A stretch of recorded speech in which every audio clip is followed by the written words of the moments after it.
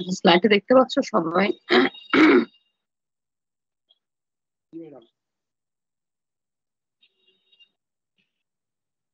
আমার কথা বোঝা যাচ্ছে?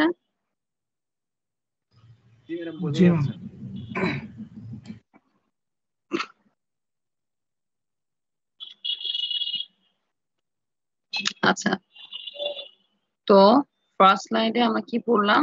এই জিনিসটা আমরা কিন্তু টোটালি ডিসকাশন করেছে ফার্স্ট স্লাইডে, তাই না? মনে আছে সবার?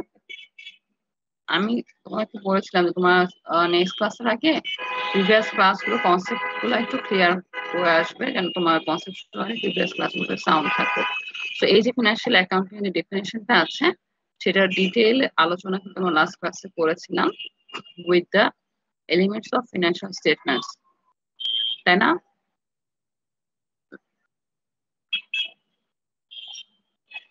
মনে আছে সবার? যারা বলেছেন accounting is an information systems which identify economic events, records, and communicate useful information to its internet users. তো আলটিমেটলি ফিনান্সিয়াল অ্যাকাউন্টিং কাজ হচ্ছে, প্রথমে আমরা দেখব আমাদের অর্গানাইজেশনের কোন ইভেন্ট ইকোনমিক ইভেন্ট কিনা, ফিনান্সিয়াল ইভেন্ট কিনা, যদি সেটা ফিনান্সিয়াল মেজার করা যায়, মনিটারি ইউনিটে মেজার করা যায়, সেটাকে আমরা রেকর্ড করব, দেন কমিউনিকেট করব এবং কমেন্ট করব কিভাবে ইউজফুল ইনফরমেশন তৈরি করার মাধ্যমে। ইউজফুল ইনফরমেশনটা আমরা কাকে বলছে যেটা ইউজারের ডিসিশন মেকিং এ হেল্প করে, এবং সেটা আমরা কিসের মাধ্যমে প্রোভাইড করে? ফিনান্সিয়াল স্টেটমেন্টস তাদের কাছে প্রোভাইড করে, ইন্টারনাল ইউজারদের কাছে। এবং আমাদের ফিনান্সিয়াল অ্যাকাউন্টের ইউজার কারা? এক্সটার্নাল ইউজার, যারা কোম্পানির বাহিরে তাদের নিজস্ব ডিসিশন মেকিং প্রসেসের জন্য কোম্পানির ইনফরমেশন ইউজ করছে, তাই না? আর এই ফিনান্সিয়াল স্টেটমেন্টস এর মধ্যে আমাদের বেসিক্যালি 5টা মূল উপাদান থাকে, যেটা হচ্ছে asset, liability, income, expense, equity. ঠিক আছে? আচ্ছা, দেন দেখো তারপরে এখন আমরা এই স্লাইডে প্রথমে আমরা কি করব? কিছু প্রিন্সিপাল এন্ড অ্যাজাম্পশন আমরা হচ্ছে ঠিক শিখবো। ঠিক আছে?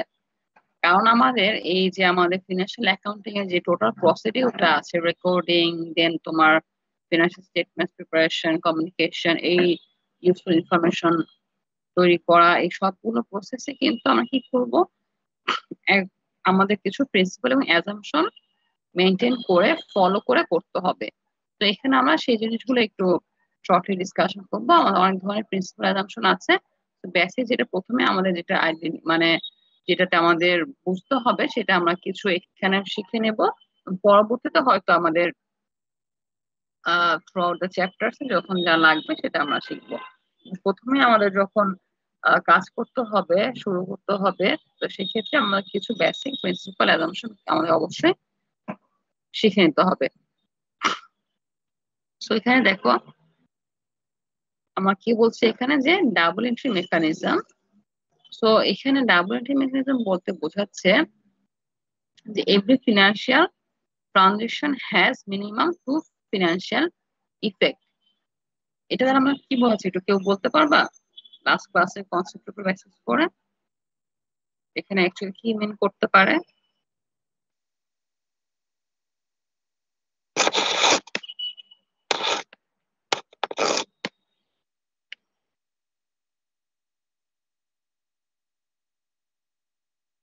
কারো আইডিয়া নেই কোনো?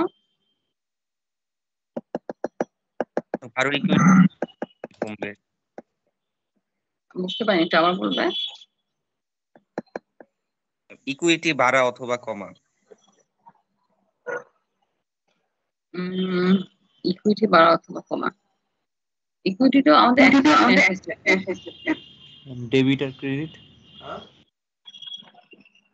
এখানে ডেবিট ক্রেডিট তো আমাদের একটা মাধ্যম এটা প্রকাশ করার। এমনিতে মেইন কথা এখানে যেটা বোঝাচ্ছে যে আমাদের ফিনান্সিয়াল যে আমরা যে জিনিসটা ইনফরমেশন তৈরি করি, সেটা মেইন এলিমেন্ট কি কি বলো দেখি?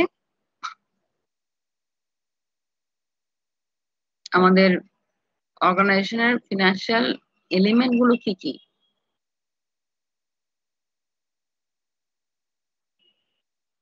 লাস্ট ক্লাসে তো আমরা পড়লাম, ডিটেইল ডিসকাশন করলাম।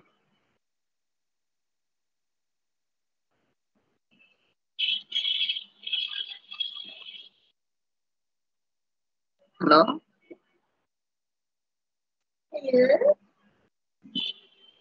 Asset, liability, income, expense, equity, এই পাঁচটা মেইন উপাদান না আমাদের? লাস্ট প্রথম এটাই পড়লাম। সিকোয়েন্সের পাঁচটা উপাদান কি কি? Asset, liability, income, expense. তো আমরা যদি কোনো একটা প্রতিষ্ঠানের ফিনান্সিয়াল কন্ডিশন যদি মেজারমেন্ট করতে চাই, আমাদের এই পাঁচটা এলিমেন্টকেই কিন্তু মেজার করতে হবে। এখানে কি বলা হচ্ছে যে every financial transaction has minimum two financial effect, যে আমাদের প্রত্যেকটা ফিনান্সিয়াল ট্রানজাকশন না হলে, ইকোনমিক ইভেন্ট না হলে, সেটা তো আমাদের ফিনান্সিয়াল অ্যাকাউন্টিং প্রসিডিউরে আসবেই না, তাই না?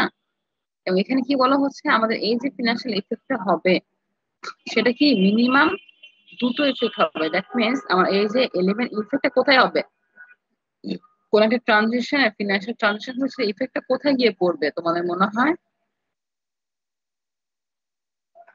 অর্গানাইজেশনের ক্যাপিটাল যেটা আছে সেটার উপর। না, ক্যাপিটালটা তো একটা এলিমেন্ট, ইকুইটির একটা মানে ইকুইটিকে আমরা হচ্ছে ক্যাপিটাল, যেটা ওনার ইনভেস্টমেন্ট সেটাকে ক্যাপিটাল নামে রেকর্ড করি।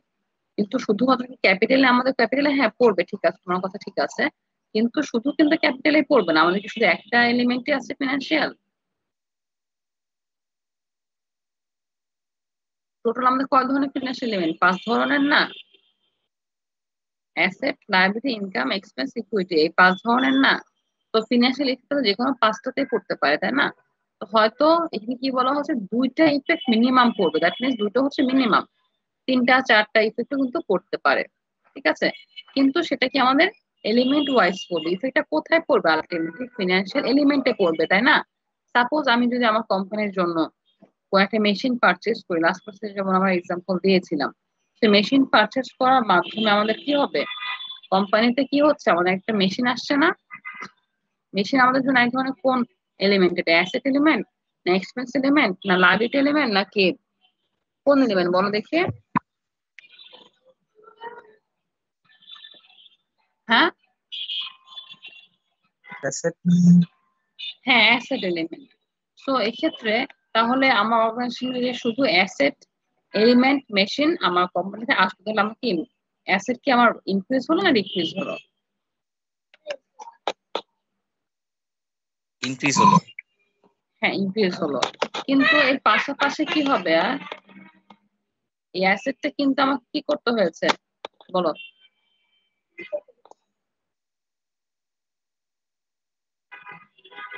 অ্যাসেট পারচেজ করেছে আমি কি দিয়ে? এক্সপেন্স অথবা ক্যাপিটাল যা ছিল সেটাতে। না, এক্সপেন্স ক্যাপিটাল কথা না, তুমি অ্যাসেটটা পারচেজ করবা কি, হয়তো ক্যাশ পেমেন্ট করবা, নগদে পেমেন্ট করবা, না হলে বাকি রাখবা, তাই না? অ্যাসেটটা কিনতে তোমার কি লাগবে? টাকা লাগবে তো, ক্যাশ লাগবে না? জি তাহলে তোমার কোম্পানির ক্যাশ যে আছে, নগদ টাকা, সেটা তোমার জন্য কি এক ধরনের ইকুইটি। ইকুইটি? না, ইকুইটি আমার কাকে বলেছি, owners claim on the asset. Owners এর যা ক্লেম আছে সেটাই হচ্ছে ওনার্স এর ইকুইটি, ঠিক আছে। ইকুইটির ইফেক্টটা ক্যাশে পড়ে, ঠিক আছে, কিন্তু ক্যাশ, আমার যে কোম্পানির যে ক্যাশ ভ্যালুটা থাকে, সেটা আমার এক ধরনের অ্যাসেট। কারণ কি, এই ক্যাশ থেকে আমি কি পাবো, ফিউচার বেনিফিট পাবো, তাই না? আমার কোম্পানি যা নগদ টাকা থাকবে সেখানে আমার টোটাল লিগ্যাল রাইট আছে, ঠিক আছে, এবং এটা কি আমি ফিউচারে এটা ইউটিলাইজ করে এখান থেকে বেনিফিট পাবো, এই জন্য ক্যাশ বা নগদ টাকা আমার এক ধরনের অ্যাসেট। তাহলে এখানে কি হলো, এই ট্রানজেকশনটার মাধ্যমে আমার কোম্পানি কিন্তু একদিকে মেশিন এক ধরনের অ্যাসেট বাড়ছে, আবার ক্যাশ এক ধরনের অ্যাসেট কমে যাচ্ছে, মিনিমাম দুটো ইফেক্ট করছে না?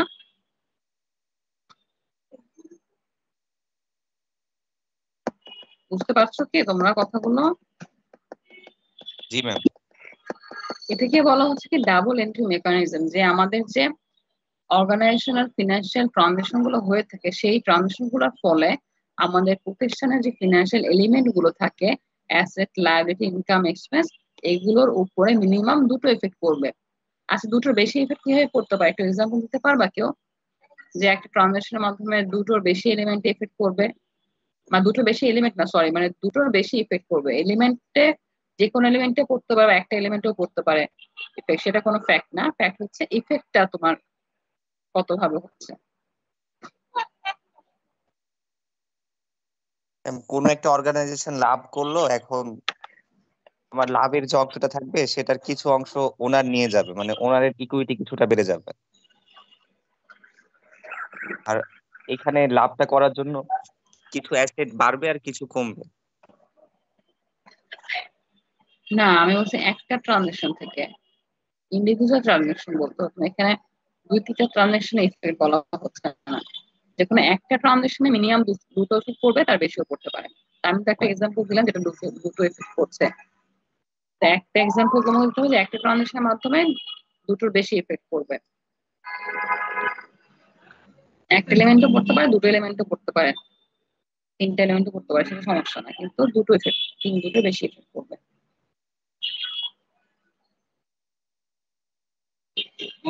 তুমি যেটা বললা সেটা হচ্ছে অ্যাকচুয়ালি প্রফিট আর্নিং, এটা আসলে তোমার ট্রানজেকশনের না।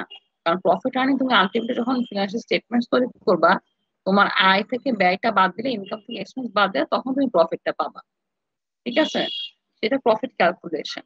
আর প্রফিট থেকে তুমি যদি ওনাকে কিছু প্রোভাইড করো, সেটা অ্যাকচুয়ালি তোমার তখন আলাদা একটা হবে, যে আলাদা তোমার ট্রানজেকশন হবে, যে তখন তোমার প্রফিট কমে গেল আর ইকুইটি কমে গেল, মানে ক্যাশ কমলো, ইকুইটি কমলো, এরকম।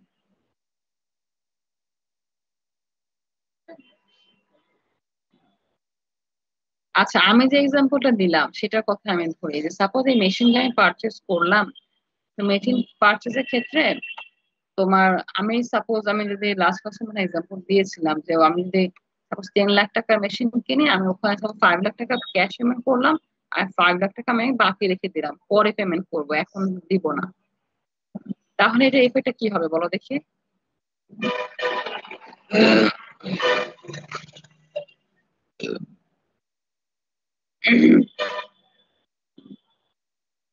বলো, এই ট্রানজাকশন তোমার কি মনে হচ্ছে যে এখানে কি হবে? মেশিন আমার কোম্পানিতে বাড়বে, তাই না?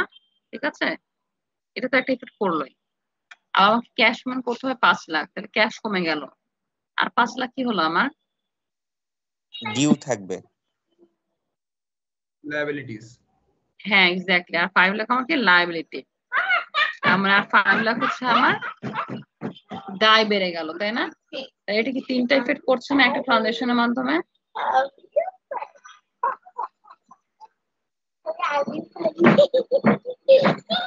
বুঝতে পারছো?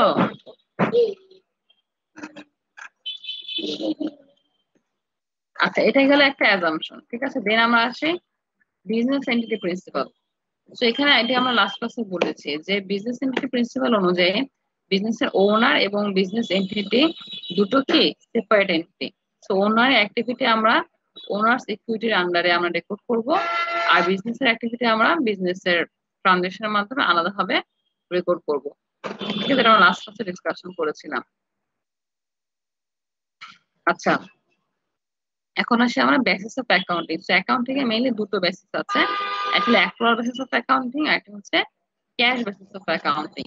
তো অ্যাক্রুয়াল বেসিস অফ অ্যাকাউন্টিং এ আমরা বেসিক্যালি যে ট্রানজাকশন গুলো ক্যাশে এবং বাকিতে দুই ধরনের লেনদেনই হয়, সেগুলো সব ধরনের লেনদেনই আমাদের রেকর্ডিং এ ইনক্লুড করি। But cash basis of accounting যদি আমরা ফলো করি, দেন অনলি ক্যাশ ট্রানজাকশন গুলো আমরা রেকর্ড করি। ঠিক আছে, তো বেসিক্যালি এখন অল ওভার দি ওয়ার্ল্ড আমাদের accrual basis of accounting follow করা হয়। কারণ এখন আমাদের মানে প্রত্যেকটা অর্গানাইজেশনে বলতে গেলে এখন আমাদের ক্যাশ এবং ক্রেডিট দুই ধরনের ট্রানজাকশনে হচ্ছে অ্যাভেলেবল, এবং এই দুটো ধরনের ট্রানজাকশনে আমরা হচ্ছে ফিনান্সিয়াল অ্যাকাউন্ট প্রসিডিউরে রেকর্ডিং এ নিয়ে আসি। আর ক্যাশ বেসিস অ্যাকাউন্ট এখনো খুব একটা এক্সিস্টেন্স নেই, তারপর ধরো এই ছোট ছোট যে চায়ের দোকান থাকে বা এরকম ছোট মুদির দোকান থাকে, তারা হয়তো এই বেসিসে তাদের হিসাবগুলো করে থাকে। কিন্তু এখন অল ওভার দ্য ওয়ার্ল্ড আমাদের ফলো করা হয় অ্যাক্রুয়াল বেসিস অফ অ্যাকাউন্টিং। আচ্ছা, এখন অ্যাক্রুয়াল বেসিস অফ অ্যাকাউন্টিং এর ক্ষেত্রে যে জিনিস দুটো আমাদের সব থেকে বেশি ইম্পর্টেন্ট, সেটা হচ্ছে revenue recognition principle and expense recognition principle. একটু পড়ো এই দুটো জিনিস সবাইকে যখন, তারপর আমি ডিসকাশন করছি।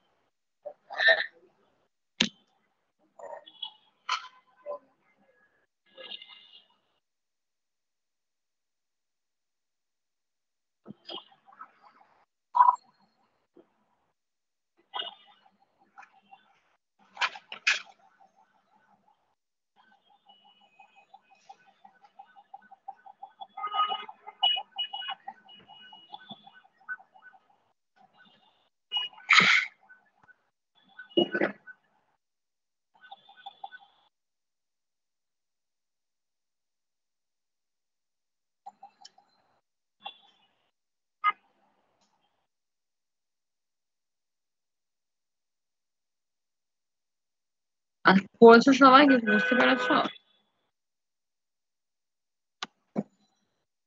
কি বোঝাতে চাচ্ছে এখানে? আচ্ছা আমি বলছি, তো এখানে দেখো প্রথমে আসে আমরা অ্যাক্রোডেন্স অফ অ্যাকাউন্টিং এ। এখন দেখো অ্যাক্রোডেন্স অফ অ্যাকাউন্টিং আমরা কি বললাম যে আমাদের এখানে on credit or on cash দুই ধরনের ট্রানজাকশনের রেকর্ড করি আমরা, তাই না? বাকি এবং নগদ দুই ধরনের ট্রানজাকশন আমরা রেকর্ড করি।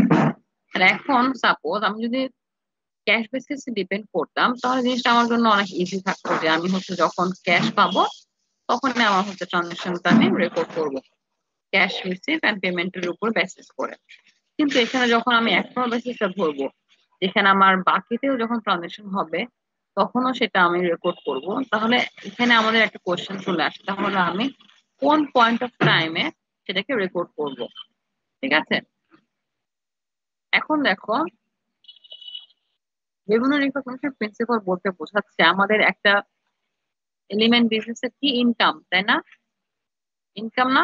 তো ইনকামের মধ্যে আমরা জানি আমাদের দুই ধরনের ইনকাম থাকে, একটা রেভিনিউ আর একটা গেইন, তাই না? রেভিনিউ কোন পোর্শনটুকু বলো দেখি সবাই?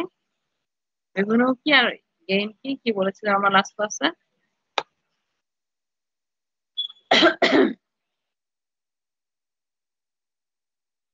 ম্যাডাম রেভিনিউ হচ্ছে যে আমরা বিজনেস থেকে যেটা ইনকাম করি সেটা হচ্ছে রেভিনিউ, আর গেইন হচ্ছে আমরা বিজনেসের যে ইনকামটা সেটা যদি কোথাও ইনভেস্ট করি সেখান থেকে যেই বেনিফিটটা পাই সেটা হচ্ছে গেইন।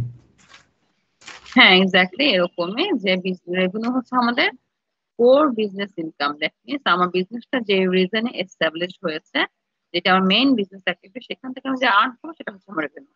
আদার যে কোনো সোর্স থেকে আমার যে কোনো আর্নিং হয়ে যাবে আমার গেইন। এক্সপেন্সের ক্ষেত্রেও তাই, যে আমার মেইন বিজনেস অপারেট করতে গেলে আমার যা খরচ হবে, রেভিনিউ আর্ন করতে গেলে আমার যা খরচ হবে, এই কথা সরাসরি আমি বলতে গেলে বলতে হবে রেভিনিউ আর্ন করতে আমার যা খরচ করতে হবে সেটাই আমার হচ্ছে এক্সপেন্স। আর আদার অন্য কোনো পারপাসে আমার কোনো খরচ হলে, লস হলে, সেটা হচ্ছে আদার এক্সপেন্স বা লস হবে। এখন দেখো আমি যদি রেভিনিউ রিকভারি প্রিন্সিপালে আসি, তাহলে এখানে বলা হচ্ছে আমি যদি সাপোজ রেভিনিউ আমার যদি আমি যদি একটা ফার্নিচার কোম্পানি এক্সাম্পল দিয়েছিলাম, সাপোজ হাতিল, তার রেভিনিউটা কোথা থেকে আসে? ফার্নিচার সেল করার মাধ্যমে, তাই না? তাই তো,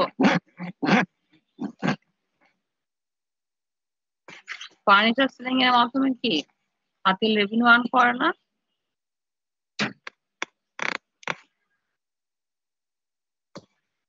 আচ্ছা তাহলে এখন দেখো এই যে ফার্নিচার সেলিং কোম্পানি হাতে, তো ও যে রেভিনিউ আর্ন করবে, এখন ও সাপোজ বিক্রি করলো, সে হচ্ছে ফার্নিচার সাপোজ আমি বললাম 1 লাখ টাকার, ঠিক আছে?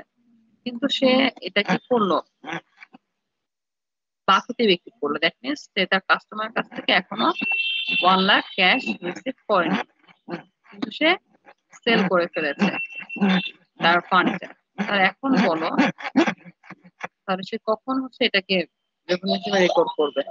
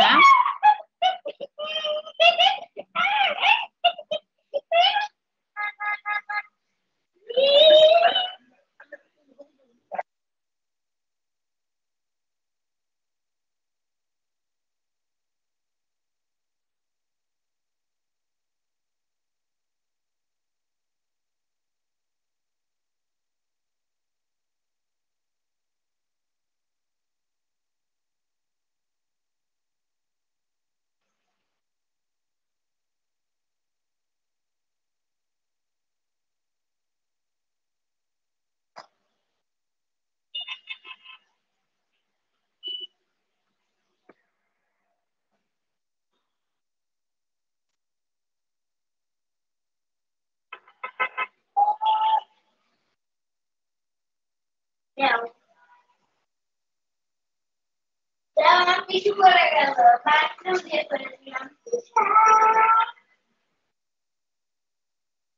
বলো এখানে কোন পয়েন্ট অফ টাইমে রেকর্ড করবে ওরা?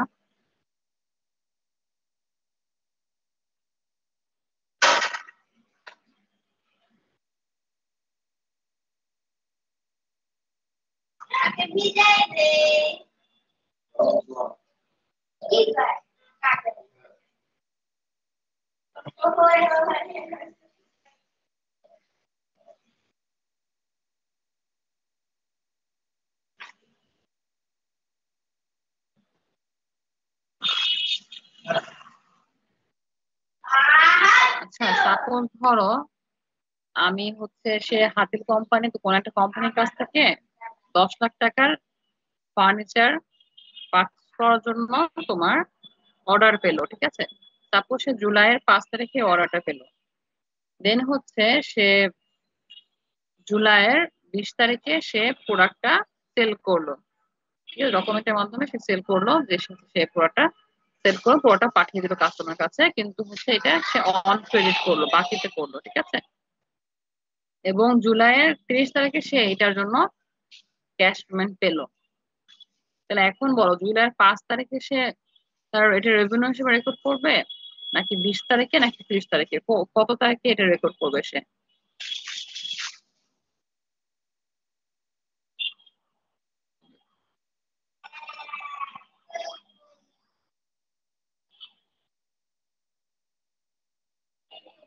হ্যালো, শুনতে পাচ্ছ তোমরা?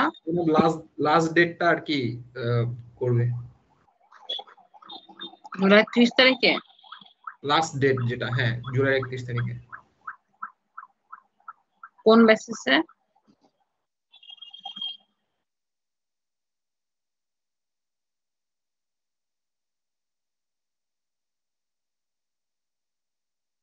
কারণ ম্যাডাম ওই দিনের পর আর কি আর কোনো হিসাব নাই আর কি, ওই দিনটা আর কি ফাইনাল হয়ে যায় এই কারণে।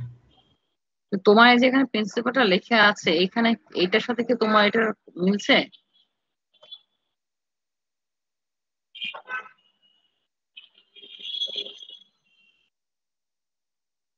এখানে যে 20 আমাদের তারিখে করবে। প্রিন্সিপালটা দেয়া আছে সেটার সাথে কি তোমার এই কনসেপ্টটা মিলছে? না ম্যাম। তাহলে তাহলে কত তারিখে হবে? 20 তারিখে কেউ একজন বললো, কেন 20 তারিখেটার সাথে এটা কি মিল আছে? ওই দিন একটা ম্যাডাম এগ্রিমেন্ট হচ্ছে, মানে ওটাকে রিকগনাইজ করা হচ্ছে। রিকগনাইজ করা হচ্ছে, এবং রিকগনাইজ কিভাবে হচ্ছে?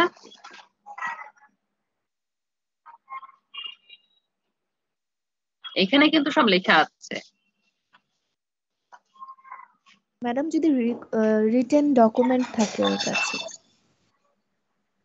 যে ডকুমেন্টটা থাকার জন্য এখানে কোন জিনিসটা আমার এনশিওর হচ্ছে? আমি আমার এখানে প্রিন্সিপালে যেটা লেখা আছে তোমরা যেটা দেখতে পাচ্ছ স্লাইডে,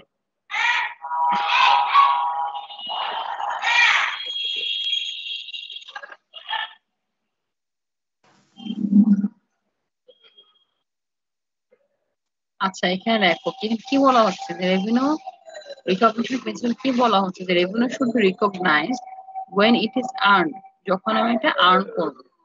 তাহলে এখন কোশ্চেন হচ্ছে কখন আমি এটা আর্ন করেছি বা কখন এটা আমি আর্ন করি।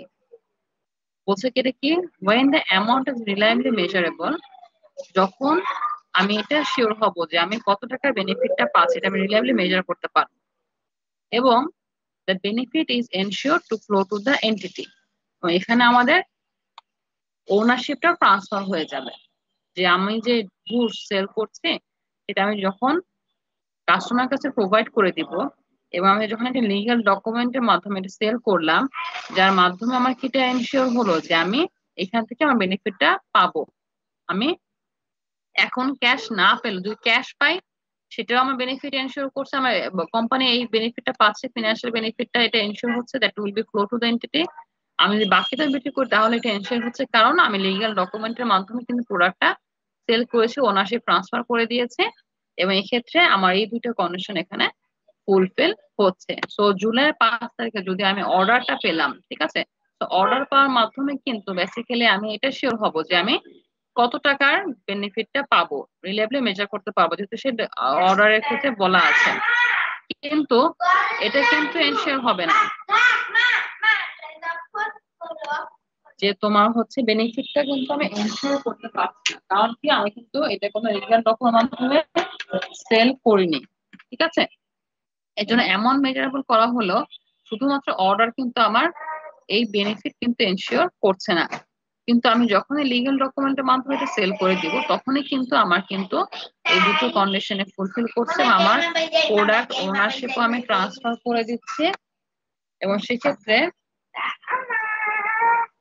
আমার হচ্ছে দুটো কন্ডিশন ফুলফিল করার মাধ্যমে আমি কিন্তু রেভিনিউ আর্ন করে ফেলছি এবং আমাকে কিন্তু আমি যদিও এটা আমি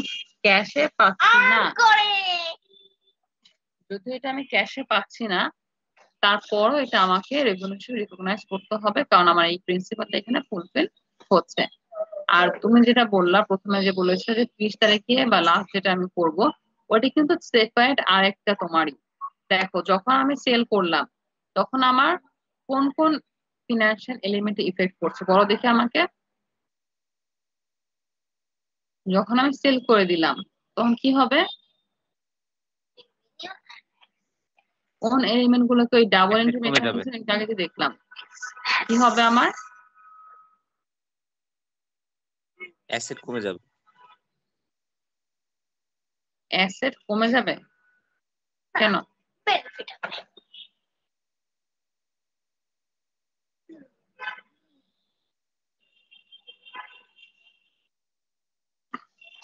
আমি যখন রেভিনিউ করছি আর্ন করছে তার মানে প্রোডাক্ট সেল করছে সেক্ষেত্রে আমার কি হবে, বেনিফিটটা আমার প্রফেশনে আসবে না।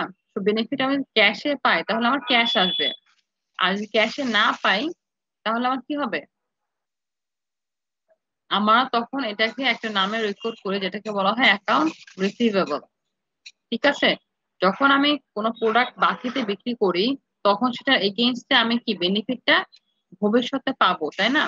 তো আমি যদি ক্যাশ পাই তাহলে ক্যাশ আমার অ্যাসেট ডিরেক্টলি বেড়ে যাবে, আর যদি ক্যাশে না পাই তাহলে কি হবে, আমার ভবিষ্যৎ অ্যাসেট যেটা আমি পাবো সেটাকে আমি বলছি হচ্ছে অ্যাকাউন্টস রিসিভেবল। আমরা এটা ডিটেল পরবর্তী চ্যাপ্টারে পড়বো। এটুকু জেনে রাখো যে আমার একদিকে কি হচ্ছে, আমার ক্যাশে হলে ক্যাশ বাড়বে আর না হলে আমার অ্যাকাউন্ট রিসিভেবল বাড়বে, আর ওইদিকে কি হবে, আমার রেভিনিউ বাড়বে বা ইনকাম বাড়বে, তাই না? ইনকাম তো আমার বেড়ে যাবে নাকি, আমি যদি কোনো প্রোডাক্ট সেল করি তাহলে ইনকাম বাড়বে না,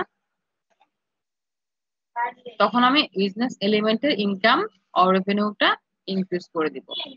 আচ্ছা, এটা তোমার ডিটেল আমরা ট্রানজাকশন অ্যানালাইসিস করব তখন বুঝতে পারবা। আচ্ছা, এটার সাথে দেখো যেটা রিলেটেড যে আমার রেভিনিউ আর্ন করতে গেলে আমাকে অবশ্যই কি এক্সপেন্স করতে হবে, তাহলে আমি কখন এই এক্সপেন্সকে রিকগনাইজ করব, এটাকে আমরা ম্যাচিং প্রিন্সিপাল বলে থাকি। এটাকে এখানে বলা হয়েছে যে let the expense follow the revenue, যে এক্সপেন্সটা সবসময় কি রেভিনিউকে ফলো করবে, কারণ আমি যে রেভিনিউটা আর্ন করি সেটা কিন্তু এক্সপেন্স ছাড়া কখনোই পসিবল না, এবং expense should be recognized when it is incurred।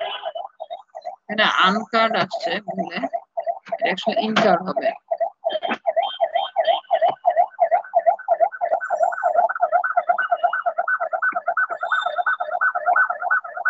ঠিক আছে, when it is incurred।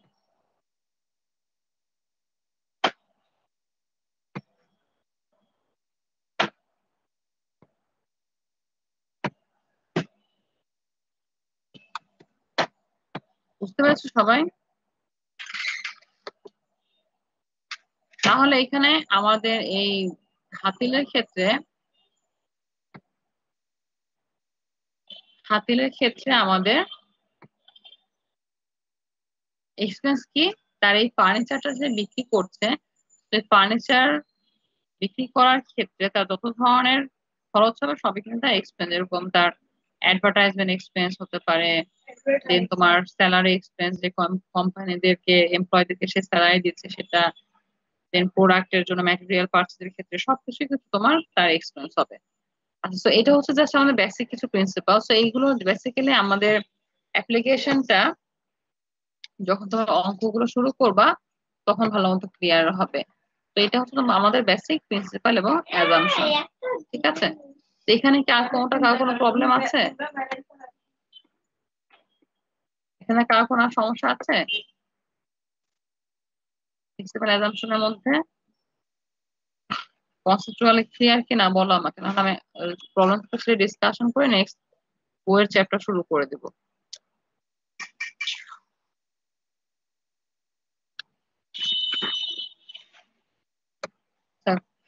সমস্যা নেই তাহলে তোমাদের। তাহলে এখন আমরা আসি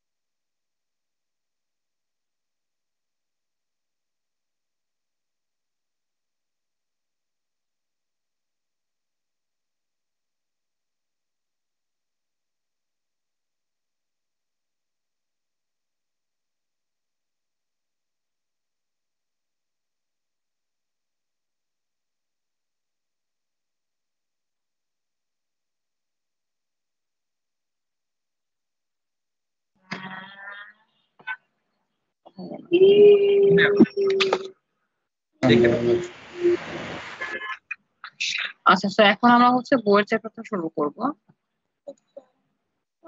তো এখানকার ফার্স্ট চ্যাপ্টারে যেটা আছে তোমাদের অ্যাকাউন্টিং প্রিন্সিপালে, তো এখানে অনেক কিছুই আমরা আমাদের ফার্স্ট স্লাইডে ডিসকাশন করে ফেলেছি। ঠিক আছে, purpose what is accounting and এটার কি অ্যাক্টিভিটি, ইউজার কারা, ঠিক আছে, সবকিছুই হচ্ছে আমরা প্রিভিয়াস স্লাইডে ডিসকাশন করেছি। আর এখানে কিছু ছোট ছোট কোশ্চেন আছে যেটা তোমরা আমি স্লাইড থেকে করে নেবা।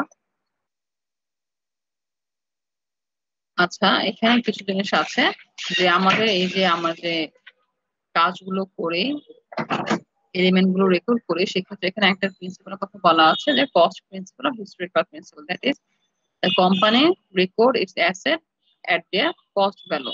ওকে, সো যেই ভ্যালুতে কোম্পানি অ্যাসেটটা পারচেজ করেছে, সেক্ষেত্রে আমরা সেটাকে কিন্তু কোম্পানি অ্যাসেটটা রেকর্ড করি। ঠিক আছে, এখানে তোমার কি বলা হচ্ছে, reported at cost when purchased and also over the time the asset is held. Cost easily verified, whereas market value is often subjective.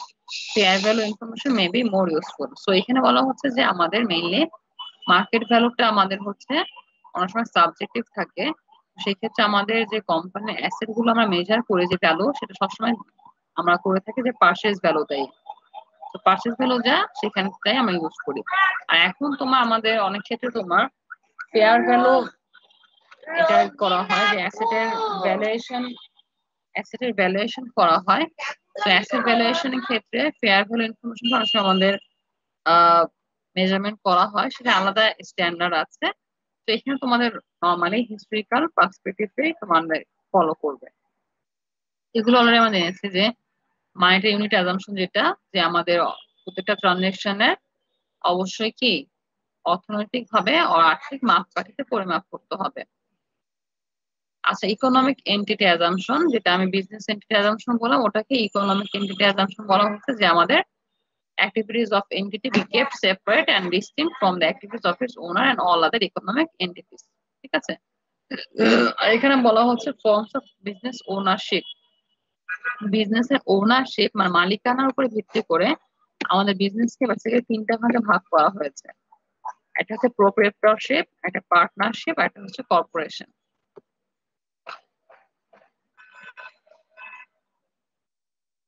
প্রোপ্রাইটরশিপে কি বলা আছে,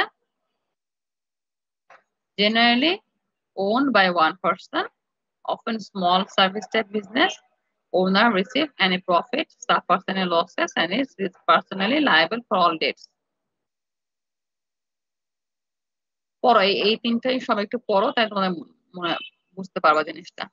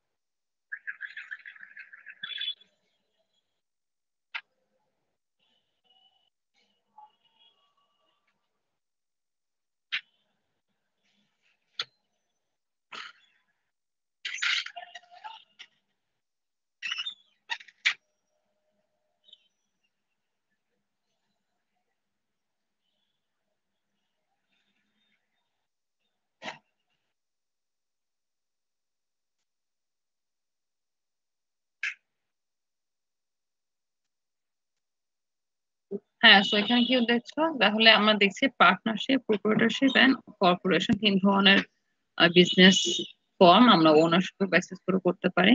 তো প্রোপ্রাইটরশিপে কি বলা হচ্ছে, এখানে মালিক একজনই থাকে এবং এটা নর্মালি ছোট ছোট স্মল টাইপ অফ অর্গানাইজেশন হয়।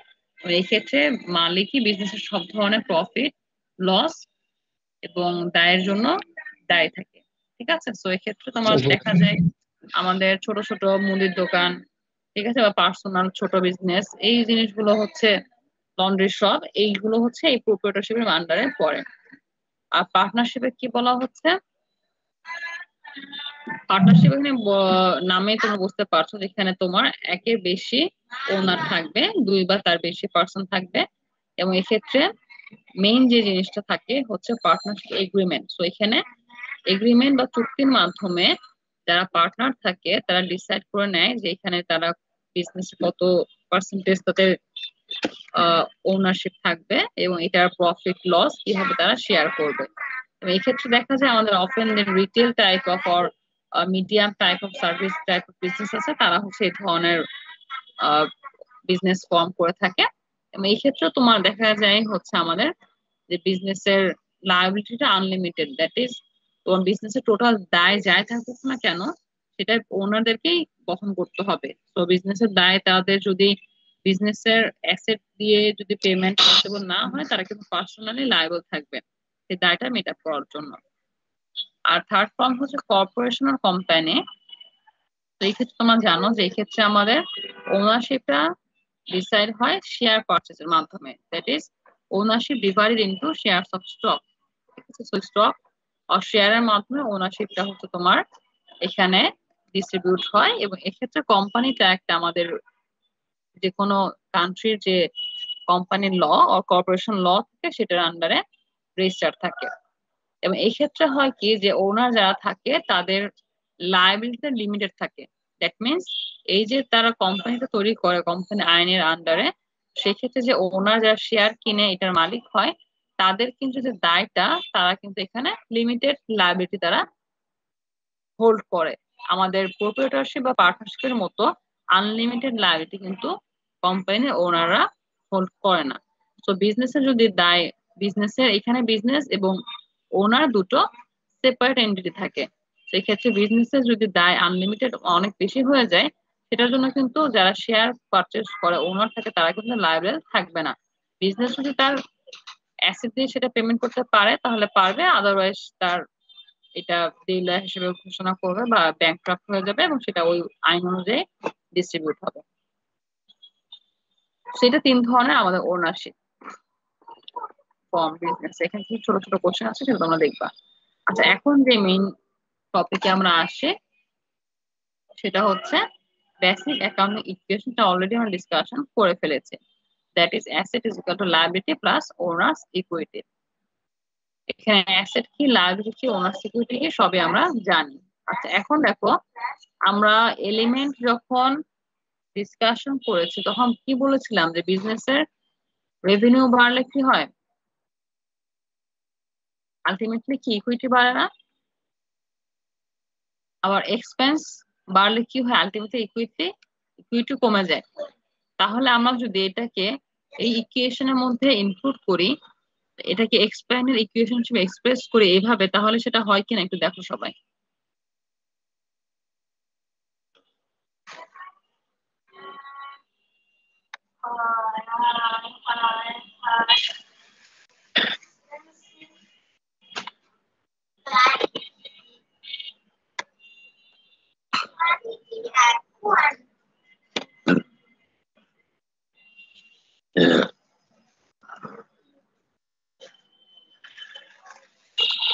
এটা এভাবে এক্সপ্রেস করা যায়?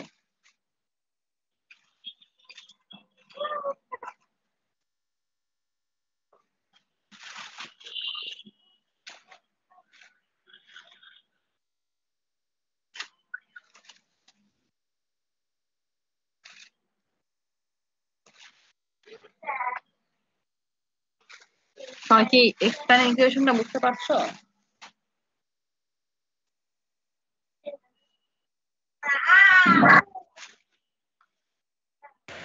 না, ওনার্স ড্রয়িং এটা কি? ও ওনার্স, ওই যে আমি যেটা বলেছিলাম যে আমাদের যদি বিজনেস ওনার যদি বিজনেসে কিছু ইনভেস্ট করে সেটাকে আমরা ওনার্স ক্যাপিটাল হিসেবে রেকর্ড করব।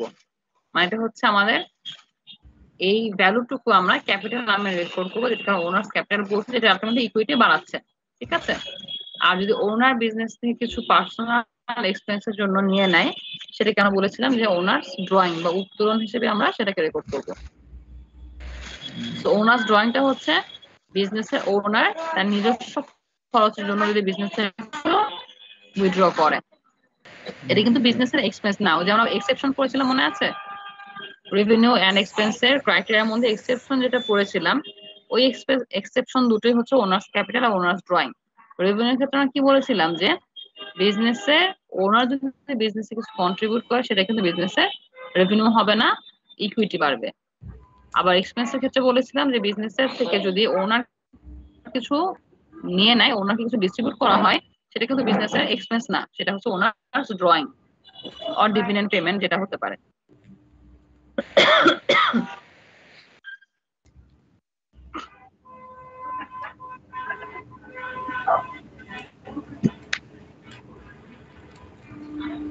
সমস্যা আছে এখানে কোনো?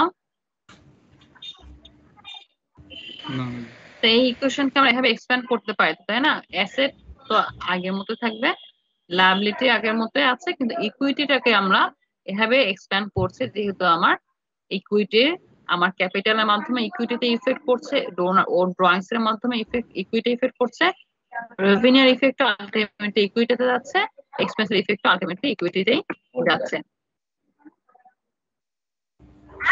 আচ্ছা, সো এখানে এই ডুয়াল ইফেক্টের কথা বলা হচ্ছে। আচ্ছা, এখন আসো দেখো এখানে আমাদের এই চ্যাপ্টার 1 এ যে ম্যাথমেটিক্যাল প্রবলেম থাকবে সেটাকে আমরা বলছি transactions analysis or tabular summary preparation. Okay, তো এখানে আমাদের এখানে দুটো নাম থাকলেও এটা কাজটা একই। আমাদের এখানে কি থাকবে যে আমাদের একটা বিজনেসের সেভারেল ট্রানজাকশন দেয়া থাকবে, সেখান থেকে তোমাদেরকে বলা হবে যে prepare the transaction analysis for the following event or transaction or prepare the tabular summary for the following event or transaction. তো এই প্রবলেমটাতে যেটা তোমাদেরকে করতে হবে যে ইন্ডিভিজুয়াল যে ট্রানজাকশন গুলো তোমাদেরকে দেয়া থাকবে ওই ট্রানজাকশনটাই তোমার ইফেক্ট এই আমাদের বেসিক ইকুয়েশনে কোথায় কিভাবে পড়বে সেটা জাস্ট তোমাদেরকে এখানে শো করতে হবে। আমার কথা বুঝতে পেরেছো?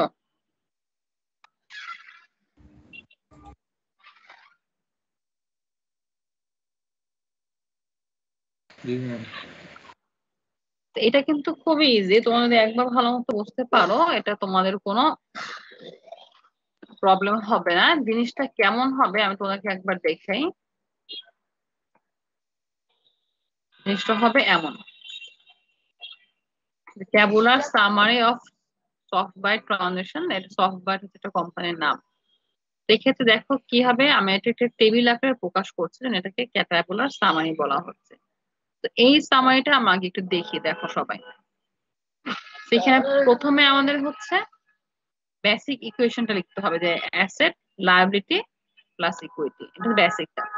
পরবর্তীতে আমরা এটাকে এক্সপ্যান্ড করে এভাবে নিচে শো করব। তো এটাকে আমরা এভাবে এক্সপ্যান্ড করছি কেন, এখানে অ্যাসেটের নিচেও তোমরা কিছু হেডিং লিখতে পাচ্ছ, এগুলো কি দেখো তো তোমরা একটু পড়ো দেখে।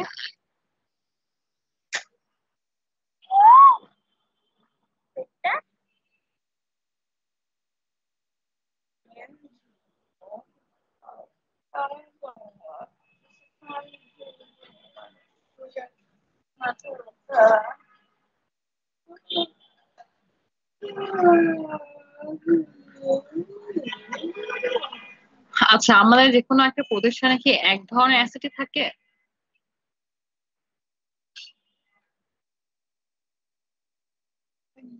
অ্যাসেট বলতে আমার সব ধরনের সম্পদকে আমি বোঝাচ্ছি, ঠিক আছে? কিন্তু দেখো আমি যদি শুধু একটা অ্যাসেট নামে আমার সব সম্পদের হিসাবগুলো করে থাকি, তখন আমি কি প্রপার ইনফরমেশনটা পাবো যে আমার কোন সেক্টরে কত ভ্যালুর অ্যাসেট আছে?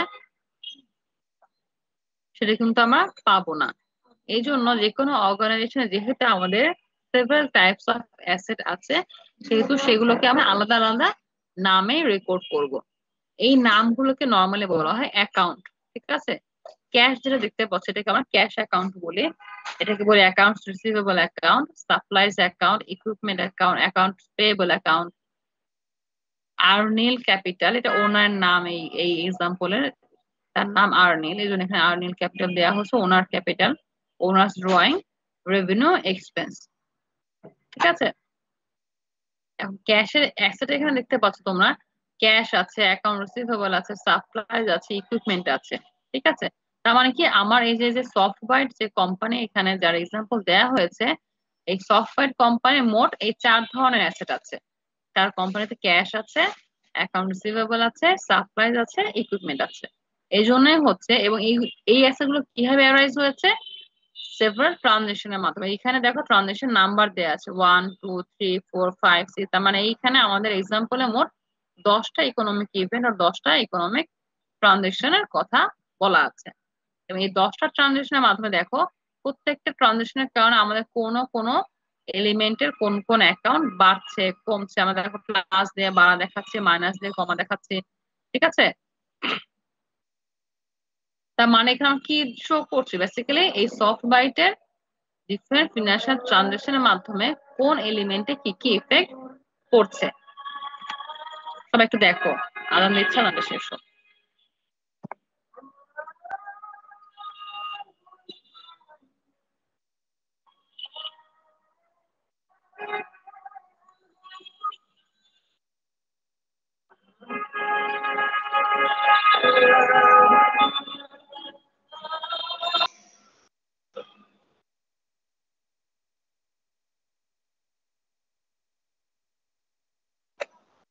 তো এখানে তোমরা কিছু দেখেছো, বুঝতে পেরেছো? আচ্ছা, এখানে যে জিনিসটা দেখতে পাচ্ছ, নাম্বার 1 ট্রানজাকশনে ক্যাশ প্লাস $15,000 আর ক্যাপিটাল প্লাস $15,000। সেটা ট্রানজাকশনে কি হতে পারে বলো দেখি? এটা বিজনেসের কোন ইকোনমিক ট্রানজাকশন থেকে এই ইফেক্ট আমরা দেখিয়েছি বলো দেখি?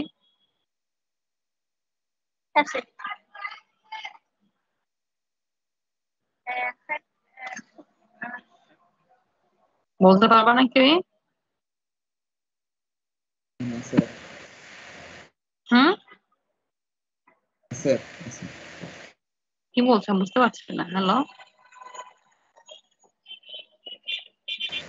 অ্যাসেট অ্যাসেট অ্যাসেট তো এখানে দেখা আছে, আমি জিজ্ঞেস করছি কোন ট্রানজাকশনটার মাধ্যমে আমি এই ইফেক্টটা দেখালাম।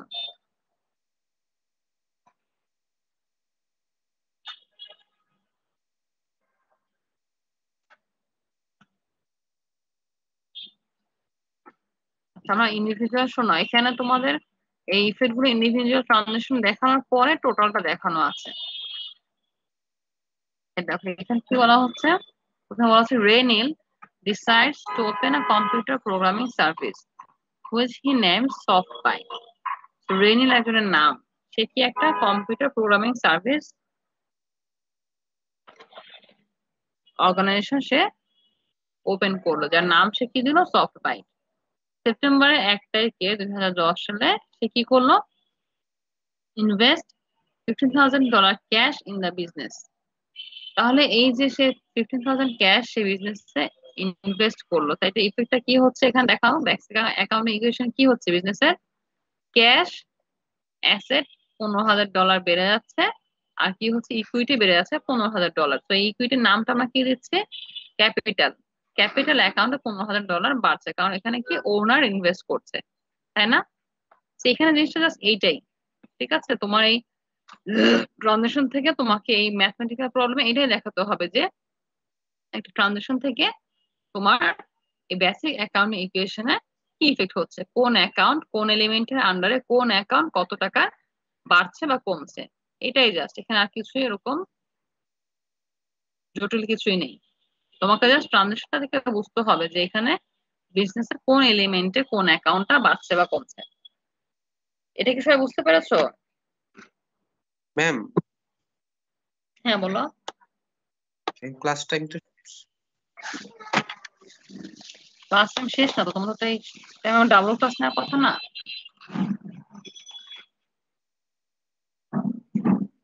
তোমাদের সাথে আমার তো সপ্তাহে দুটো ক্লাস, আজকে সকাল 8টায় একটা আর 12টায় একটা, তাই না?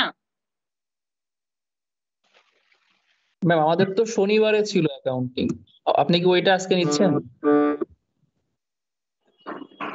হ্যাঁ, তোমাদেরকে জানিয়েছি না শনিবারে 8টার ক্লাসটা আমি আজকে মঙ্গলবারে 8টায় শিফট করেছি, কারণ শনিবারে আমার 8টায় আরেকটা ডিপার্টমেন্টের ক্লাস আছে, ওইটা হচ্ছে দুইটা ক্লাস করেছে। হ্যালো, সিয়ার তো জানে, সিয়ার কোথায়? হ্যালো, আসলে আপনার সাথে মমিতের কথা হয়েছে, তো মমিত ম্যাম অ্যাকাউন্টিং ক্লাস করে, ইকোনমিক্স ক্লাস করে। ও আচ্ছা, তোমাদের মধ্যে থেকে সিয়া কে? তাহলে তো আমাদের তোমার সাথে কন্ট্যাক্ট করতে হবে, যদি অ্যাকাউন্টিং না ম্যাম নেয়। আমি 22 তোমার নাম কি? আজমুল হাসান। নাজমুল হাসান। জি ম্যাম। ও, আর তুমি তাহলে হচ্ছে কি বলে মমিতের সাথে যোগাযোগ করে আমাকে তোমার ফোন নাম্বার, তারপর ইমেল আইডি, রোল নাম এগুলো সব পাঠিয়ে দিও, ঠিক আছে? তাহলে আমি তোমার সাথে যোগাযোগ করবো আমার ক্লাসের জন্য। তো ওর সাথে তো আমার কথা হয়েছে, যেহেতু আমার শনিবারে ওই সেম টাইমে আমার অন্য ডিপার্টমেন্টের ক্লাস আছে, এবং তোমাদের অন্যান্য ক্লাস স্কেজুল অনুযায়ী এই মঙ্গলবার 8টা ছাড়া আর কোনো টাইমে আমার হচ্ছে না, ম্যাচ হচ্ছে না। আমার গ্যাপ তোমাদের গ্যাপ মিলিয়ে এই জন্য পর তোমাদের শনিবার 8টার ক্লাসটা এই মঙ্গলবার 8টায় ট্রান্সফার করা হয়েছে। আর যেহেতু এখন অনলাইনে ক্লাস ছিল, সেহেতু হচ্ছে আমি বলেছিলাম যেহেতু তোমাদের 8টায় অনেকে ক্লাস করতে থাকে, এজন্য তাহলে 12টাতে আমি দুটো ক্লাস একসাথে নিয়ে নেবো। এটা এই 2 সপ্তাহের জন্যই, আজকেই লাস্ট। নেক্সট ক্লাস তো তোমাদের অফলাইন শুরু হয়ে যাবে না, তখন ইনশাআল্লাহ তোমাদের জি ম্যাম। 8টাতে একটা হবে, 12টাতে একটা হবে। ম্যাম আমরা তো আচ্ছা, 9টা থেকে ক্লাস, 2:30 থেকে আমাদের আরেকটা ল্যাব আছে। আজকে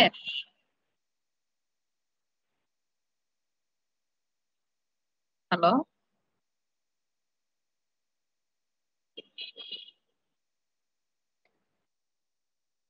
ক্লিয়ার কথা বলো, বলছিল যে সেটা আজকে তোমাদের আরেকটা থেকে ল্যাব আছে, আমারও আজকে আবার দুটো থেকে ক্লাস আছে। জি ম্যাম, মানে মঙ্গলবারের দিন ল্যাব আছে, কিন্তু আজকে নাই, অফলাইন খুললে থাকবে।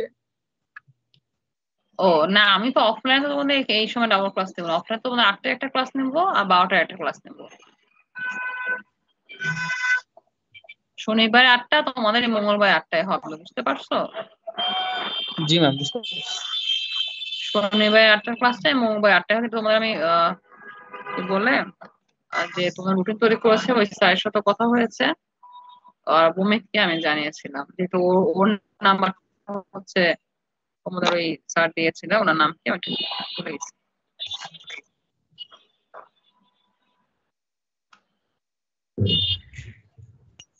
হুমায়ুন কবির মেবি।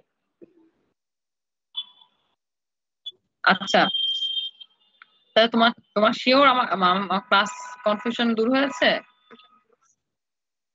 জি ম্যাম, ঠিক আছে এখন। ঠিক আছে। আর যেহেতু আমি টানা নিচ্ছি, তোমাদের হচ্ছে তাহলে কি বলে আমিও তোমাদের 1:30-40-এর মধ্যে কাজ শেষ করে দেবো। আর জিনিসটা বুঝতে পারছো কিনা সবাই বলো। দেখো, এই জিনিসটা যদি তোমাদের প্রথম থেকে কনফিউশন ক্লিয়ার না হয়, জিনিসটা কিন্তু খুবই ইজি, কিন্তু তোমার কনফিউশন তুমি ক্লিয়ার না করলে প্রথম থেকে পরবর্তী কিন্তু তোমার প্রবলেম হবে। এখানে কঠিন কিছুই নাই। এটা কি বলা হচ্ছে, জাস্ট তোমার ওনার বিজনেসে ইনভেস্ট করছে $15,000। তো যেহেতু ইনভেস্টমেন্ট করছে সে, তার মাধ্যমে বিজনেসে ক্যাশ প্রোভাইড করছে, ক্যাশ ইনভেস্টমেন্ট করছে, বলাই আছে এখানে। তো যেহেতু ক্যাশ ইনভেস্টমেন্ট করছে, তো ক্যাশ আমার প্রতিষ্ঠানের জন্য কি এক ধরনের অ্যাসেট, তো আমার সেই অ্যাসেটটা বেড়ে গেল। আর যেহেতু ওনার ইনভেস্ট করছে, এটা কিন্তু আমি আমার কোনো প্রোডাক্ট সেল করার মাধ্যমে বা কোনো সার্ভিস দেওয়ার মাধ্যমে কিন্তু এখানে আমি সেটা আর্ন করিনি। যদি আমি কোনো প্রোডাক্ট সেল করার মাধ্যমে বা সার্ভিস প্রোভাইড করার মাধ্যমে যদি আমি এটা আর্ন করতাম, ক্যাশটা আমি পেতাম, তাহলে কি হতো, আমার ইকুইটি বাড়তো। কিন্তু এটা নিচে আমাদের কি দেখাতে হতো তখন, রেভিনিউ অর ইনকাম বাড়ানো দেখানো লাগতো, রেভিনিউ ইনকাম বাড়তো। কারণ আমার কি বিজনেস ট্রানজাকশনের মাধ্যমে যা আমার আয় হবে সেটা আমার রেভিনিউ বা ইনকাম। ওনার কিছু দিলে সেটা আমার কি ক্যাপিটাল হবে বা বিজনেসে ইনভেস্টমেন্ট হবে। বোঝা গেছে আমার কথা? এখানে কোনো সমস্যা আছে কারো? তোমাদের শোনো, আমি যেহেতু তোমাদের এটা নতুন কোর্স, তো তোমাদের প্রবলেম অ্যারাইজ করতেই পারে। আমি যেটা বলেছি যে তোমরা কিন্তু প্রথমে আমি যখন পড়াবো তখন যদি জিজ্ঞেস করো, আমি কিন্তু সেটা একবার দুইবার তিনবার হলো আমি বুঝিয়ে দেবো নেক্সট টাইম। এটা তোমাদের মনে করার কোনো কারণ নেই যে না আমি এটা বুঝতে পারছি না, বারবার জিজ্ঞেস করলে কেমন হবে। তো যতবার জিজ্ঞেস করবো আমি হচ্ছে ততবারই বুঝিয়ে দিব। যখন যেটা আমি পড়াই তখন, পরবর্তীতে আমি যখন 2-3 চ্যাপ্টার পড়ে ফেলবো তখন তুমি যদি বলে এই রিলেটেড কিছু বুঝি নাই, তখন কিন্তু সেটা কিন্তু আমি একসেপ্ট করবো না। কারণ তোমার হচ্ছে আমি বলেছি তোমাদের একটা না পারলে তোমাকে পরবর্তীতে পরেরটা কিন্তু বুঝবা না। তো আমি যখন চ্যাপ্টার 2, এখন আমি চ্যাপ্টার 1 পড়াচ্ছি, চ্যাপ্টার 2 যখন আমি শুরু করব তখন তোমার মাথায় যদি এই কনসেপ্টটা না থাকে তুমি কিন্তু 2 এর করতে পারবা না, 2 এর ম্যাথ করতে পারবা না। চ্যাপ্টার 1 এর এই ম্যাথ তুমি যদি না বুঝছো, চ্যাপ্টার 2 এর ম্যাথ কিন্তু তুমি করতে পারবা না। জিনিসটা খুবই ইজি, কিন্তু আমাদের প্রত্যেকটার সাথে প্রত্যেকটা সংযোগ আছে, লিংক আছে। তো সেই ক্ষেত্রে তোমাকে এটা এখান থেকে ক্লিয়ার করে নেক্সট টপিকে যেতে হবে। আমার কথা বুঝতে পেরেছো? আচ্ছা, এখানে কারো কোনো তাহলে সমস্যা? আমি নেক্সট ট্রানজেকশনে যাই। তো নাম্বার 2 ট্রানজেকশন কি বলা হচ্ছে? Purchase of equipment for cash. তো software purchases computer equipment for 7,000 cash. সে এখন কি করলো? এখন কোম্পানিতে কি হলো, 7,000 টাকা ইকুইপমেন্ট পারচেজ করা হলো। তাহলে দেখো, তাহলে এখানে কি হচ্ছে আমার বিজনেসে?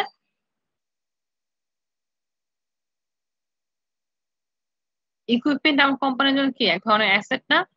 ইকুইপমেন্ট মেশিনটা এক ধরনের জিনিস।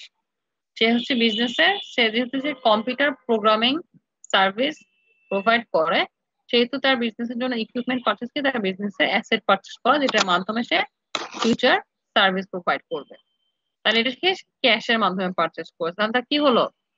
দেখো, একদিকে তাকে এক ধরনের ইকুইপমেন্ট বাড়ছে, আবার ইকুইপমেন্ট কি এখানে আগের গুলো হচ্ছে ব্ল্যাক কালার দিয়ে লেখা, আর নতুন ট্রানজেকশন ইফেক্টটা রেড কালার দিয়ে দেখানো হয়েছে। তাহলে দেখো কি হচ্ছে, আমার ক্যাশ 7,000 টাকা কমে আছে, তো আমি ক্যাশ দিয়েছি আর ইকুইপমেন্ট পারচেজ করেছি, আমার এখানে এটা বেড়ে যাচ্ছে। বুঝেছো সবাই? জি ম্যাম। আচ্ছা, এখন দেখো এখানে যে ইকুয়াল সাইনটা দেয়া আছে, তার মানে কি আমার এই পাশের ব্যালেন্স এই পাশের ব্যালেন্স সবসময় কিন্তু সমান হবে। দেখো সমান কিন্তু আমার হচ্ছে, এখানে 15,000 ছিল, আগে 15,000 ছিল, এখন আমার যে ইফেক্টটা হচ্ছে এটা কিন্তু এটার সমানই হচ্ছে। আচ্ছা, এখন আসি দেখি নাম্বার 3 ট্রানজাকশনে কি বলা হচ্ছে, যে সে $1,600 সাপ্লাই পারচেজ করেছে, কিন্তু এটা কি করবে, সে expected to last several, expected to payment হবে, এখানে পে হবে। মানে এখানে এই ট্রানজাকশনের মধ্যে বলা হচ্ছে যে সফটওয়্যার হচ্ছে $1,600 সাপ্লাই পারচেজ করেছে, কিন্তু সেটা এখন সে পেমেন্ট করবে না, সে পরবর্তী কয়েক মাস পরে পেমেন্ট করবে। ঠিক আছে? তাহলে এখানে কি সিচুয়েশন হচ্ছে? আচ্ছা, সাপ্লাইজ এক ধরনের অ্যাসেট। সাপ্লাইজ জিনিসটাকে আমি একটু বলি। সাপ্লাইজ হচ্ছে আমাদের বিজনেসের যে ছোট ছোট টাকার যে অ্যাসেট থাকবে সেগুলোকে আমরা একসাথে সাপ্লাইজ বলি। কারণ হচ্ছে দেখো, আমি যদি আমাদের বুয়েটের এক্সাম্পল দিই, আমাদের প্রতিষ্ঠানের কি যখন আমাদের ক্লাস চলাকালীন সময় আমাদের প্রতিষ্ঠানে কি ইউজ করা হয়, ব্ল্যাকবোর্ডের জন্য মার্কার, ডাস্টার, এগুলো ইউজ করা হয় না? Stapler, paper. এই জিনিসগুলো কি আমার বুয়েটের জন্য কি এক ধরনের অ্যাসেট না?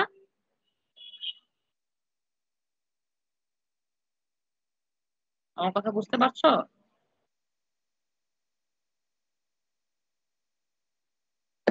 জি ম্যাম, বুঝতে পারছি। কিন্তু আমি যদি এই জিনিসগুলোকে এক একটা নামে রেকর্ড করতে যাই, মার্কার, ডাস্টার, তারপরে পেপার, স্ট্যাপলার, তাহলে কি এগুলো অনেক বেশি অ্যাকাউন্ট হয়ে যাবে না? অল্প টাকার জিনিসে কিন্তু অনেক বেশি অ্যাকাউন্ট আমাকে রেকর্ড করতে হবে। এই জন্য কি বলা হয় যে আমাদের এই যে অ্যাসেট গুলো আছে যেগুলোর তোমার ভ্যালুটা কম, অল্প ভ্যালুর যে অ্যাসেট গুলো আছে সেগুলোকে আমি একসাথে কি সাপ্লাইজ নামে রেকর্ড করব, ঠিক আছে? তো এখানে সেজন্য আমার এটাকে এক ধরনের অ্যাসেট বলা হচ্ছে, যেগুলো আমি আমার প্রতিষ্ঠানে কাজে ইউজ করার মাধ্যমে বেনিফিট পেয়ে থাকি, ঠিক আছে? বোঝা গেছে? এরকম এই সফটওয়্যারের ক্ষেত্রেও সাপোজ এখানে স্ট্যাপলার, পেপার আর আদার কোনো অ্যাসেট আছে যেগুলো তার কি কোম্পানির অ্যাসেট হিসেবে কাজ করে, এখান থেকে সে বেনিফিট পায়, কিন্তু এগুলো ভ্যালু কম থাকার কারণে সেগুলোকে একসাথে সে সাপ্লাই হিসেবে রেকর্ড করেছে। বোঝা গেছে? তাহলে এখানে তাহলে যেহেতু সে কিনেছে সাপ্লাইজ, তাহলে তার সেই অ্যাসেটটা সাপ্লাইজ হিসেবে বাড়লো কত টাকা? 1600 টাকা। কিন্তু এখানে কিন্তু সে এটা ক্যাশে পারচেজ করেনি। তাহলে এখানে কি করতে হবে তাকে? যেহেতু সে ক্যাশে পারচেজ করেনি, তাহলে সেটা সে তাকে পেমেন্ট করতে হবে ভবিষ্যতে। তার মানে তো তার কি হয়ে যাচ্ছে, কি বাড়াচ্ছে তার? তখন তার এটা লায়াবিলিটি বাড়াচ্ছে, যেটা আমরা কি নামে রেকর্ড করছি দেখো, এখানে কি নামটা রেকর্ড করছে? Accounts payable. পেয়েবল মানে যেটা আমাকে পে করতে হবে। তো যে আমি যদি কোনো কিছু বাকিতে ক্রয় করে থাকি, পারচেস করে থাকি, আমার যদি কোনো দেনা থাকে, বেসিক্যালি আমি যদি সেটা ধারে কিনে থাকি, সেক্ষেত্রে আমরা এটা এই অ্যাকাউন্টের নামে রেকর্ড করবো, যেটাকে বলা হয় অ্যাকাউন্টস পেয়েবল। তাহলে আমার এই লায়াবিলিটি কি? অ্যাকাউন্টস পেয়েবল নামে আমি এটাকে রেকর্ড করছি। তাহলে দেখো দুই পাশে বেড়ে গেল এবং আমাদের ব্যালেন্সও কিন্তু দুই পাশে ইকুয়ালি হচ্ছে। নেক্সট 4 কি বলা হচ্ছে? Receive $1200 cash for customers for programming services it has provided। তার মানে এখন এটার মাধ্যমে তার কি হচ্ছে বলো? সে এখন কাস্টমারকে সার্ভিস প্রোভাইড করলো, যেহেতু সে এটা কম্পিউটার সার্ভিস প্রোভাইড করা কোম্পানি ওপেন করেছে, তার মেইন আর্নিং কোথা থেকে হবে? কম্পিউটারের সার্ভিস প্রোভাইড করার মাধ্যমে। তাহলে যে যতবারই কাস্টমারকে computer service programming service provide করবে, ততবারই তার কি হবে? ইনকাম বাড়বে বা রেভিনিউ বাড়বে, তাই না? জি ম্যাম। আচ্ছা, তাহলে আমরা সিম্পলি কি করলাম? তাহলে সে $1200 পেয়ে গেল, এটা আমরা পেয়ে গেল, তার ক্যাশ পেলো। তাহলে আমরা কি এখানে প্লাস $1200 দেখালাম, ক্যাশ বাড়িয়ে দিলাম। আর এই যে আমার যেহেতু আলটিমেট ইনকামকে আমরা কোথায় ইনক্লুড করেছি? এক্সপ্যান্ডেড অ্যাকাউন্ট ইকুয়েশনে, ইকুইটির আন্ডারে, তাই না? তাহলে ইকুইটির আন্ডারে আমি নতুন রেভিনিউ এখানে অ্যাড করলাম অ্যাকাউন্ট, আর এখানে আমি $1200 ইনক্রিজ করে দিলাম। আচ্ছা, এখানে যদি সাপোজ এটা সে ক্যাশে প্রোভাইড করতো না, তাহলে কি হতো বলো দেখি? যদি বাকিতে সেই সার্ভিসে দেয়, কাস্টমারকে দিয়েছে সার্ভিস, কিন্তু সে এখনো টাকা পেলো না, অন ক্রেডিট অন অ্যাকাউন্টে প্রোভাইড করেছে সার্ভিস, তাহলে আমরা এখানে কি দেখাতাম বলো দেখি?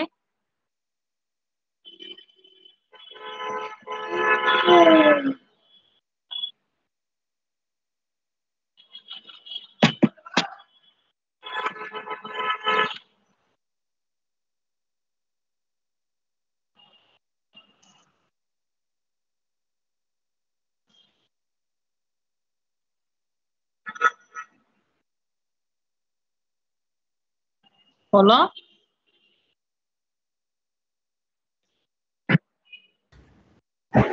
পেয়েবল থেকে টাকাটা কমে যেত, হ্যাঁ, অ্যাকাউন্ট পেয়েবল থেকে কিছু পরিমাণ টাকা কমে যেত। এই এখানে অ্যাকাউন্ট পেয়েবল থেকে টাকা কমবে কেন? এখানে কি আমার দায় কমে যাচ্ছে? কি হচ্ছে এখানে? এখানে আমি পাবো আমার কাস্টমারের কাছ থেকে, এখানে আমার দায় কমার কি হলো? তুমি নর্মাল সিনারিওতে থিঙ্ক করো। তুমি যদি তোমার কাস্টমারকে, তুমি তোমার যদি কোনো কি সাপোজ কি বলবো, হ্যাঁ, তুমি যদি কোনো এরকম তোমার কথা চিন্তা করো, তুমি যদি কাস্টমার প্রোগ্রামিং সার্ভিস প্রোভাইড করো, তখন তুমি তোমার কাস্টমারকে সার্ভিস প্রোভাইড করলা, এখন তার কাছ থেকে তুমি পাবা না, কারণ সে তোমাকে টাকা দিবে না তোমার সার্ভিসটা দেওয়ার জন্য। তাহলে এখন তুমি তার কাছ থেকে পাবা, তো তার মানে সেটা তুমি তার কাছে বেনিফিটটা তো তুমি এখনো পাওনি, পাবা, তাই না? যদি সে তোমাকে ক্যাশ দিয়ে দেয়, তাহলে তুমি বেনিফিটটা পেয়ে গেলা, সেটা তুমি এখানে অ্যাসেটের মধ্যে অ্যাসেটে ক্যাশ হিসেবে রেকর্ড করলা, তার তোমার এটা তুমি পেলা, যেটা ক্যাশের মাধ্যমে তুমি ফিউচার বেনিফিট পাবা। কিন্তু তুমি যদি ক্যাশটা না পাও, তার মানে তুমি কি এই ক্যাশটা তুমি তো ফিউচারে তোমাকে দিতে হবে, তাই না?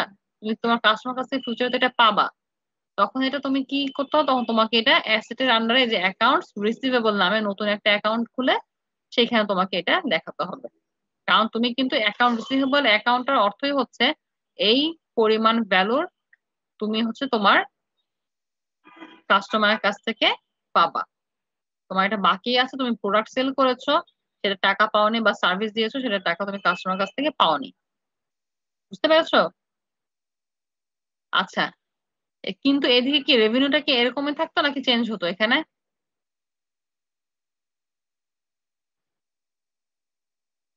বলো দেখি, যদি বাকিতে বিক্রি করতে আর রেভিনিউ কি এটাই থাকতো নাকি এটার কোনো চেঞ্জ হতো?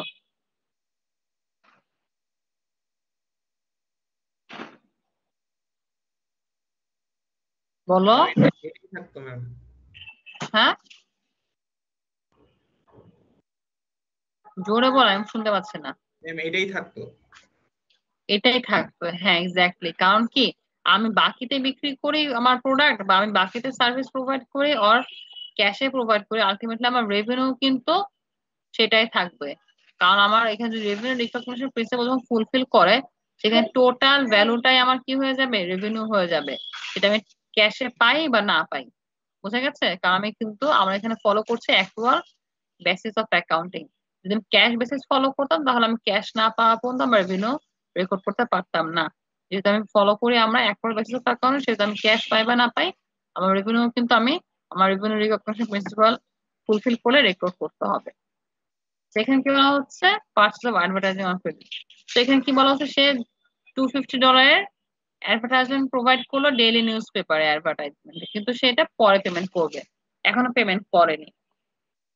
যেহেতু সে অ্যাডভার্টাইজমেন্ট দিয়ে দেয়া হয়েছে, তার কিন্তু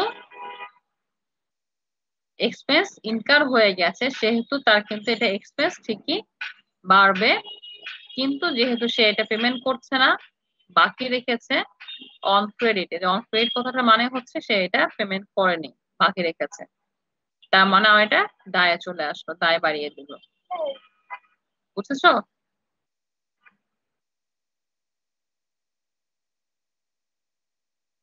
জি ম্যাম। এখানে একটা জিনিস দেখো, এখানে আমি রেভিনিউ এখানে মাইনাস দিলাম কেন? আমি বললাম কিন্তু আমার এক্সপেন্স বেড়েছে, কিন্তু এখানে মাইনাস দিলাম কেন?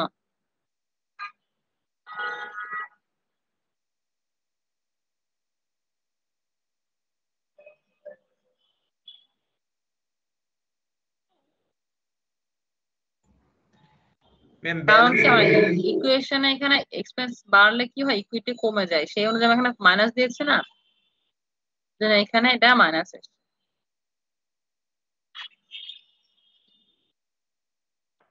এটা দেখা যায়, এখানে দেখো যেটা আমি একটু আগে বলছিলাম সেই এক্সাম্পল এখানে আছে। Software provides 3,500 of programming services for customers.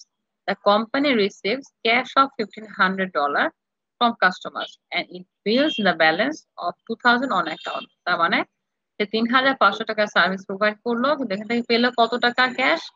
1,500 টাকা সে ক্যাশ পেলো, আর বাকি 2,000 টাকা কি সে বিল করে দিল, তার মানে সে পরবর্তীতে পাবে। তাহলে এখানে দেখো তার ক্যাশ বেড়ে গেল 1,500, 2,000 টাকায় নতুন অ্যাকাউন্ট রিসিভেবল অ্যাকাউন্ট সে অ্যাড করলো, আর রেভিনিউ কিন্তু টোটাল 3,500 টাকা এখানে কিন্তু তার বাড়বে। টাকা কত টাকা পেয়েছে না পেয়েছে তার উপরে কিন্তু এটা ডিপেন্ড করবে, যেহেতু সে সার্ভিস দিয়ে দিয়েছে, সার্ভিস প্রোভাইড করে ফেলেছে, সেহেতু তার টোটালটা ইনকাম হবে।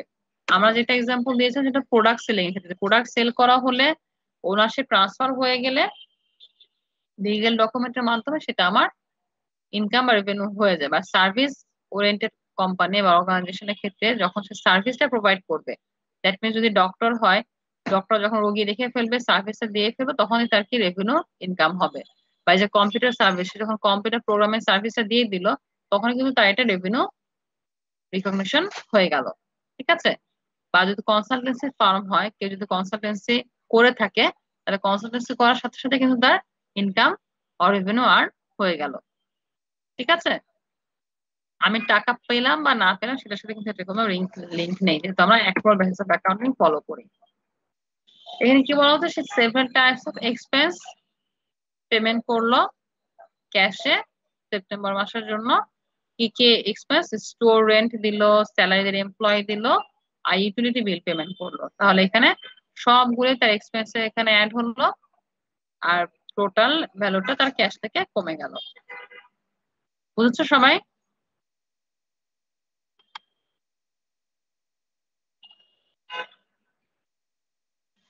প্রবলেম আছে এ পর্যন্ত কারো?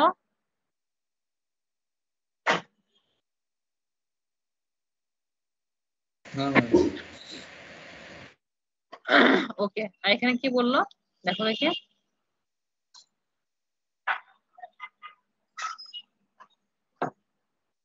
তোমরা যখন খাতে কলমে প্রবলেমটা করবা তখন জিনিসটা তোমার কাছে আরো অনেক ইজি হয়ে যাবে। আজকে তোমাদের লাস্ট এই অনলাইনে ক্লাস হচ্ছে, নেক্সট উইক থেকে অফলাইনে ইনশাল্লাহ আমার হাতে কলমে করব, প্রবলেম প্র্যাকটিস করব, তখন দেখবে জিনিসটা আরো ইজি হয়ে গেছে। এনে কি বলছে?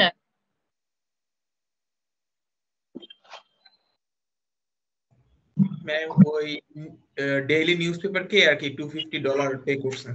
হ্যাঁ, তার সে যে বিল করেছিল না, সে অ্যাডভার্টাইজমেন্ট দিয়েছিল, সেটা পেমেন্ট করেছিল না, এখন সেটা পেমেন্ট করছে। তাহলে তার কি হচ্ছে, যেহেতু পেমেন্ট করে দিয়েছে তার দায় কি আগেরটা থাকবে? না ম্যাম, কমে যাবে। অ্যাকাউন্টস পেপার আগেটা থাকবে, সেটা আমি এটা কমিয়ে দিলাম। আর যেহেতু আমি পেমেন্ট করেছি কিসের মাধ্যমে, ক্যাশের মাধ্যমে, সো ক্যাশ কমে গেল। এই আর কিছুই না। এখানে কি বলা হচ্ছে বলো?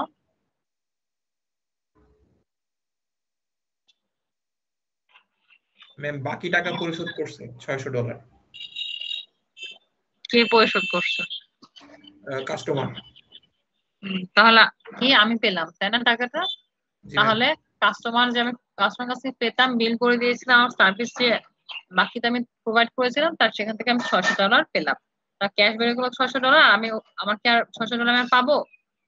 তখন আমার অ্যাকাউন্ট রিসিভেবল থেকে $600 কমে গেল, কারণ আমি আর 2000 টাকা পাচ্ছি না। আমি এখান থেকে $600 পেয়ে গেছি, তার $600 কমে আমার এখন আর বাকি থাকলো $1400। এখানে কি বলা হচ্ছে দেখো?